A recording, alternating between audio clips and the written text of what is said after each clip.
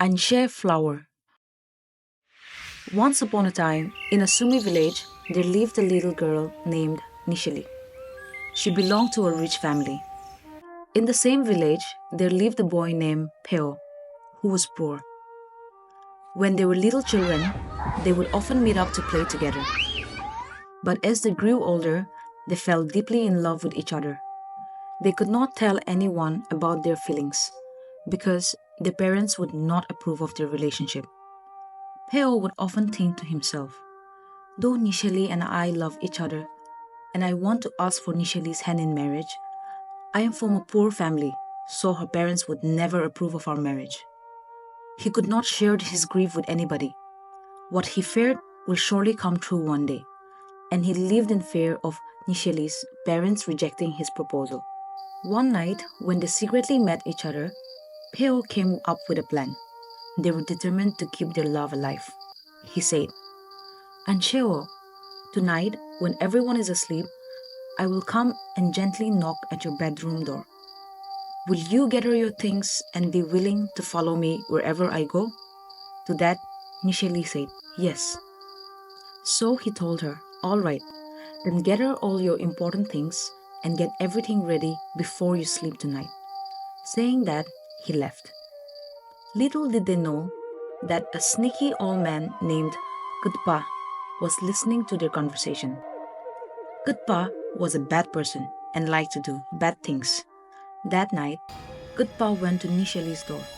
He made sure to dress like Peo and tapped on Nishali's door just like Peo was supposed to do. Thinking that it must be her lover Peo, Nishali gathered all her belongings and happily went out. Kutpa did not utter a single word and took hold of her hand, pulling her in a hurried gesture, and left. She followed him up and down the hills, thinking it was her love. They traveled a long distance, and Nishali was tired. Thinking it was Peo, she said, Let us make a small bonfire. We will warm ourselves and continue on our journey. But Kutpa did not want to stop until they had crossed the border of their village. So he simply replied, Wait, and carried on walking. Nishali got a little suspicious because he did not sound anything like Peo and got a little scared, but still continued to follow him.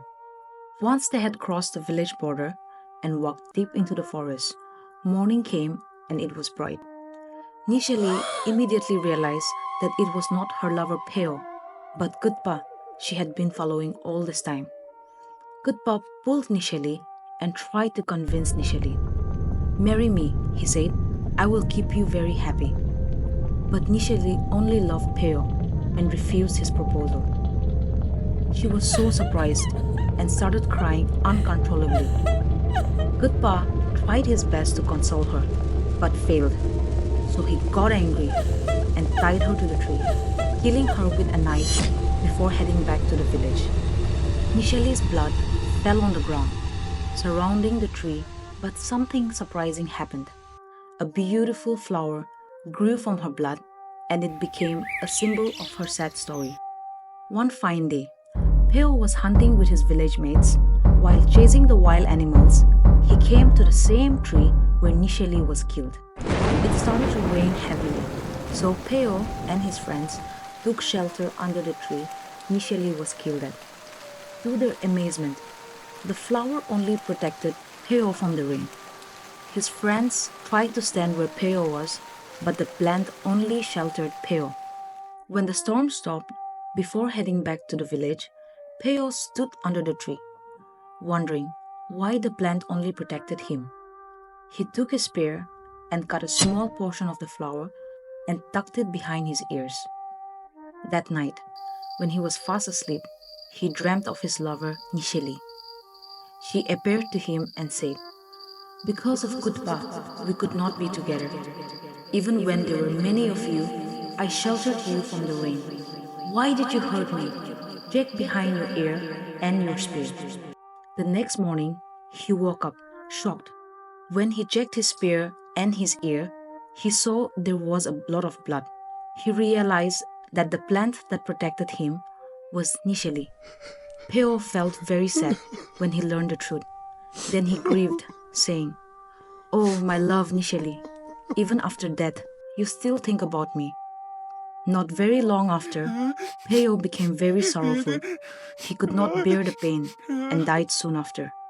The flower that bloomed through Nishali's blood came to be known as Anishe flower, to remember the tragic love. Even today, you can find the special flower in the forests of the Sumi regions. Thank you for watching. Subscribe to discover more enchanting tales and rich traditions from the comfort of your home.